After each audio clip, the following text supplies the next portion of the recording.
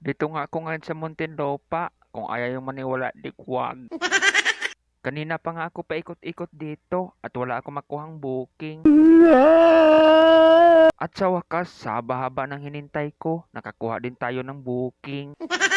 Ano pang hinihintay ko? Puntahan na natin ang ating customer.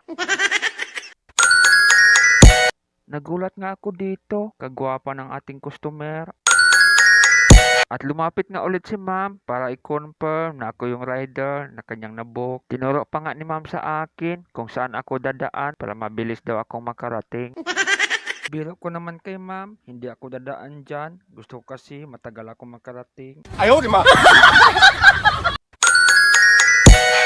At hindi na nga ako nagtagal, agad na akong umalis. Kung ayaw yung maniwala, di wag. Pagkalipas ng ilang minuto, nakarating na ako dito sa Ilaya, 7A, Muntinlupa. At binigay ko agad ang item sa babaeng medyo kalbo.